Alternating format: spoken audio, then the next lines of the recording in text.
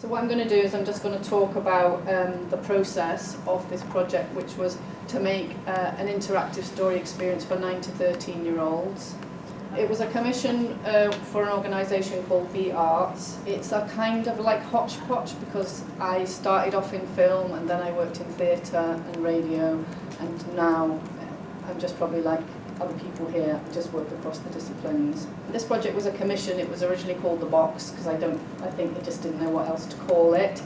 And it was the aim of the project was to get 9 to 13-year-olds back into libraries and to be reading and possibly writing. And their aim was for it to be part theatre and part digital.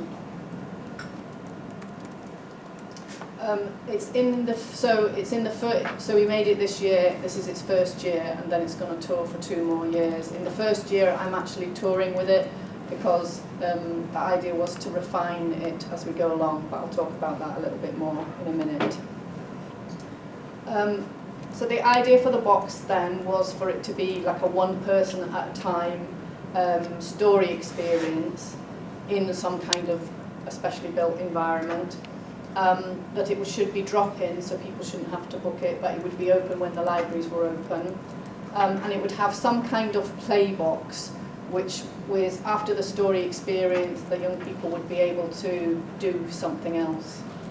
And the kind of digital tools, iPad, Sopha's idea, were just the initial ideas when Be Arts, the commissioning organisation, put in their bid.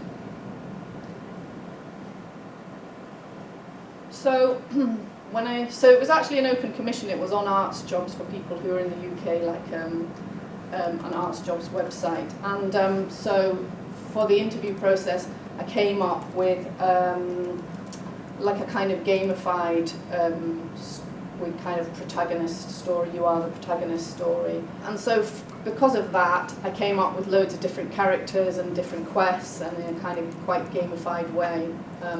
Kind of not knowing what they wanted and thinking they'll either want this or they won't want this.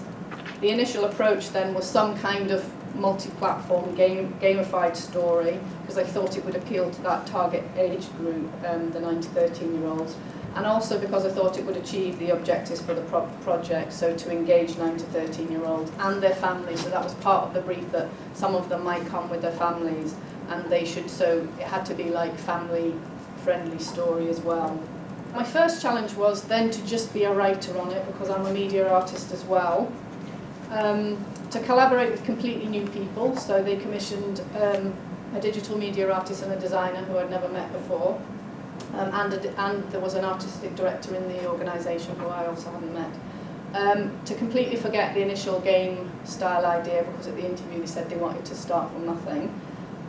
Usual thing of telling a new story in a new way, who can really do that? And to sort of start off imagining there were no budgetary constraints, but of course there were. So we started off having a 3-day development lab in order to come up with the starting narrative. And what we had with that was we knew there was going to be a box, some kind of physical thing, a play box, so something that they did after the story experience. We had a time scale which was very, very tight, so we started mid-February and the preview was mid-April.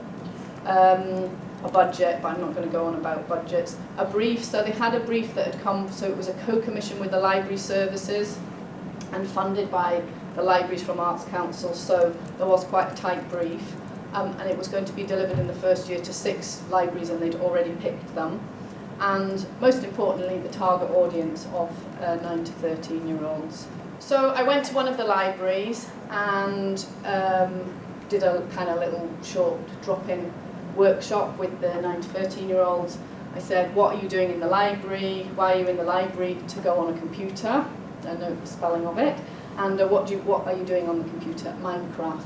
So that's, in a way, is like the competition of what our piece was going to be up against. Okay, so we started off in our 3-day development lab with nothing, or we tried to kind of empty our heads of our ideas of what we might want to do. And we just started messing around with ideas, The designer was like kind of drawing things, the digital media artist kept going on the internet looking things up all the time, I ran a workshop, kind of like a visualization workshop, where we were trying to visualize what the end thing would be. So we did a lot of play, really, hopefully like what we're going to do this week. So we did a lot of kind of scribbling. We started off with the librarians wanted for young people who didn't use the library to get a library card, and for it not to just be to go on the computer to like perhaps get books, but really in the first instance they wanted to get them into the library, and so we had this starting point of the library card. And then we just kind of mind mapped other things of what we thought might happen at the beginning. So I'll show you the big long timeline in a minute, but we tried to just do what happened at the beginning, middle and end, and just kind of mind map lots of different ideas. So I'm not going to go through all this, the kind of beginning, middle and end, but these slides are kind of here for just, I'll get to the end one where I show you the big long there. So that's what we ended up with, was the library card here, and then them leaving the library there, and some ideas of some things that we thought would happen in between. Has anybody got any questions so far? Okay, so then after all of that kind of playing around, I had to go back to, right, I'm just doing it as the writer. Of course, not totally, but, so what was my starting point then? From other things that I've done, kind of writing for other media, but more writing for interactive media, a watching, waiting, doing type of a thing. That's kind of more, for me, applied to web stuff.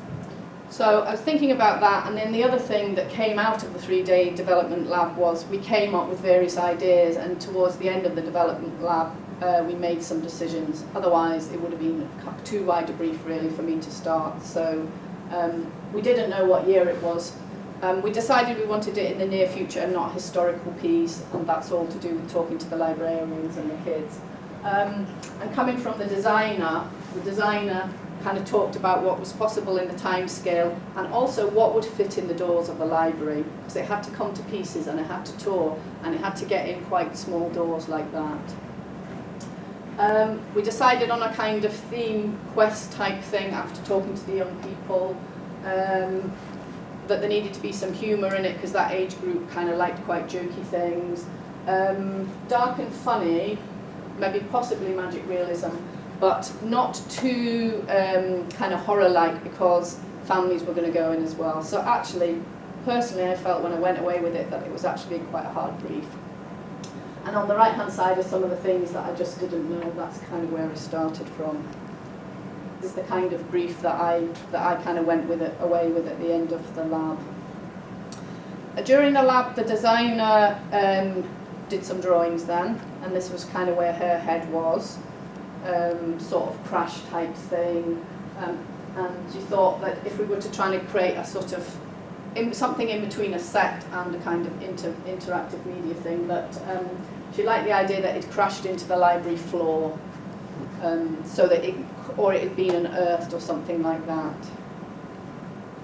So there's a couple more of her drawings here. So at the end of that section then, what I felt my challenges was that I had a kind of physical box, so a thing that they had to go into, which was challenging and not, but it needed to be a 10-minute experience. So the bit inside needed to be a 10-minute experience, and that's because they decided they kind of wanted the young people to spend an hour in the library and that part of it to be 10 minutes. And then the size of this box, whatever could fit in the doors, and it needed to be able to tour. And so that started to affect some of the setting because of the tight time scale. The designer wanted to start making it straight away. And then also the levels of interactivity of a thing that is tourable as well. So what kind of stuff can you have in it that can be toured? And the budget, because we didn't have like an enormous budget. So this is my initial kind of plot outline that I came up with. And it comes from a theme that I kind of an eco theme that I write about quite a lot. So I didn't go for a completely new theme of something that I'd never done, because I felt like I didn't have enough time really. So also from talking to the young people, we're thinking of like a quest idea, and from talking to them, they quite like things, you know, battle things and war kind of things. So like some war battle had been fought in some kind of way. The librarians weren't very keen on this genetically engineered human thing. They thought it was too scientific, and they wanted something a bit more fun. And I said, well, I'll make it more fun. I will make it fun, honestly.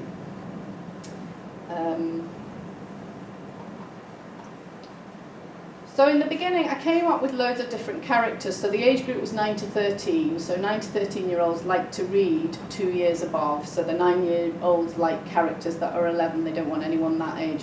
So I basically came up with lots of different characters that were a couple of years older than the target age range. And they were all going to be hybrids of things. And that's from talking to the kids and doing some research. Kids kind of liked sort of, you know, spiders and things like that. So this is the next stage then. So then the designer kind of went forward with these ideas, and then she also was to design the kind of thing that was outside. And we got rid of the idea of sofas, but we thought we'd have some type of console, because the librarians didn't want them to stay too long in the library. With the kind of set being built, and we were getting feedback from the librarians, I kind of did this sort of central question thing: who the story is about, what they want, and what's gonna happen. For me, because that's kind of the way I work, but also it was a good way to communicate to the librarians, who were a group of like heads of library services who'd never commissioned a piece of art before, ever. So we would have meetings with them, and they just wouldn't say anything at all, because I just don't think they knew what to say, because they hadn't commissioned a piece of art before.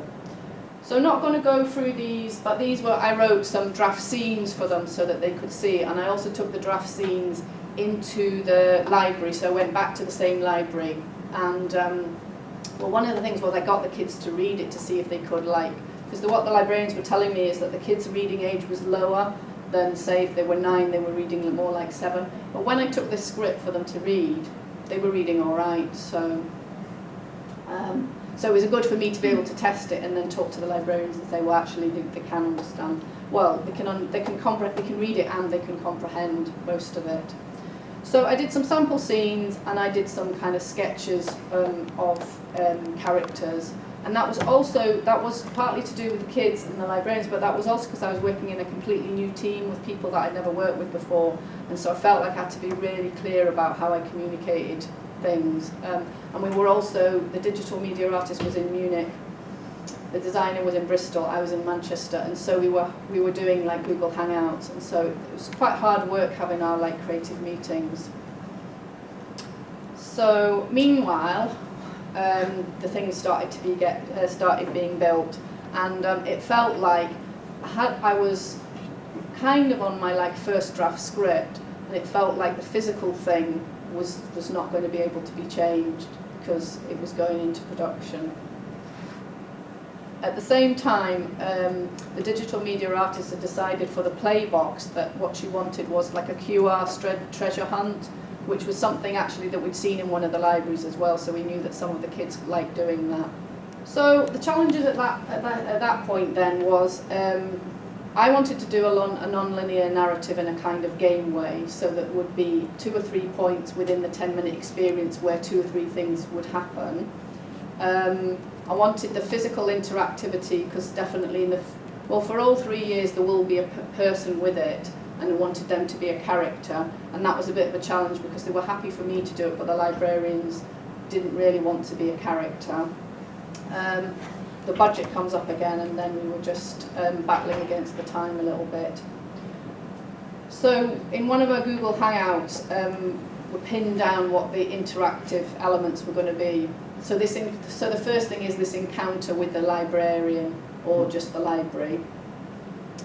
And then inside a kind of sort of recap of the story, kind of in darkness, a bit like a kind of bit beginning, a bit cinematic. and then the kind of characters talking to you on video. And then we wanted to have some interaction, and at this point the way that I'd written the story is that the human was going to take a piece of the hair, so the kids were actually going to take a piece of the hair, magnify it, mash it up using some kind of digital tool, but it was going to be rejected, and that was when their human DNA was rejected and they couldn't be a hybrid. And then the last kind of piece of interactivity was they were going to take the story out into the library ready to go on the kind of story treasure hunt. So that was our starting point from that. So I said, are you definitely sure, because I'm going to like pin down this script, and they said yes. So what I did then was I wrote those key scenes for those 6 interactive things, and actually I hadn't looked at these for a while because it's on its third week, including the preview, and actually although the script's changed, these kind of key moments haven't actually changed from then. So then my challenges at that point, and I would call that like my production script, were what equipment could we afford for the interactivity, so coming down to the budget. The timing of the video shoot, so once there was only opportunity to do 1 video shoot, and then once that was done, we couldn't change the script. So the kind of the physicality of the pod in terms of the story couldn't be changed. So we could make up, I could change slight things, but it kind of become embedded really in the script. And I still wanted a non-linear story. I still wanted 2 points. I had like a script 2A and a script 4, scene 2A and a scene 4A, but they threw them out. And that we were going to work with Arduino, and the Arduino person was only going to come in for a certain number of days. So there were things that were just getting, for me anyway, set down too early. Because we were going to have a preview, and we should have been able to have the preview and make quite a lot of changes. So this is my final draft script, which I ended up writing like a film script because it just seemed the best way to communicate with everybody.